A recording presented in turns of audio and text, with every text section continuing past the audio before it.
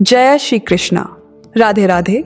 आप सभी को होली का इंतजार हो ही रहा होगा, क्योंकि ये एक ऐसा पर्व है जो न सिर्फ रंगों के त्योहार के रूप में मनाया जाता है, बल्कि यह हमारी संस्कृति, हमारी परंपराओं और हमारे रिश्तों को भी और मजबूत करता है।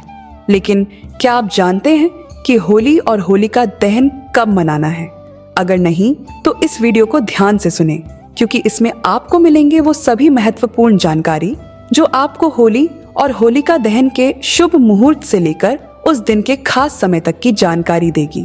अगर आप सोच रहे हैं कि होली किस दिन है, तो इस साल होली 14 मार्च 2025 को है, जब पूरे देश में रंगों की बौछार होगी और लोग एक दूसरे को गुलाल लगाकर होली की खुशी का जश्न मनाएंगे।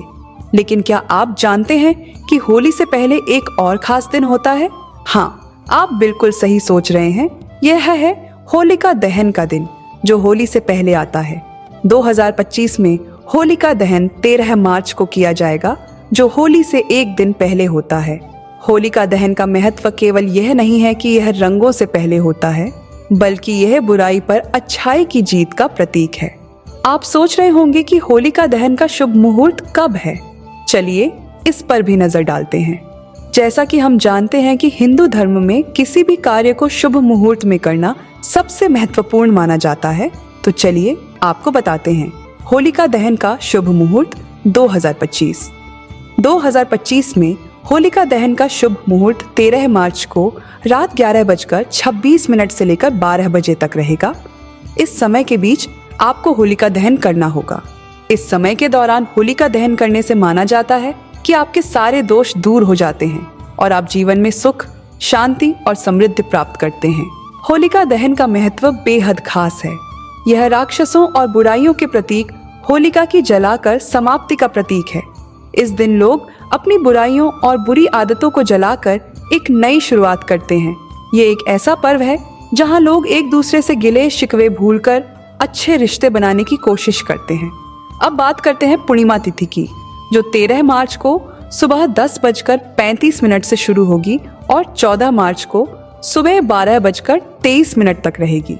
इस दौरान पूर्णिमा व्रत 13 मार्च को रखा जाएगा। यह व्रत बहुत ही महत्वपूर्ण होता है और इस दिन विशेष रूप से पूजा अर्चना की जाती है। अगर आप भी इस दिन व्रत रखते हैं तो यह आपके जीवन में सकारात्मक ऊर्जा और शांति लाने का काम करेगा। अब बात करते हैं भद्रकाल की, जो एक विशेष समय होता है जब किसी भी शुभ कार्य को करना ठीक नहीं माना जाता है। 13 मार्च को भद्रकाल का समय सुबह 10:35 से शुरू होगा और रात 11:26 तक रहेगा।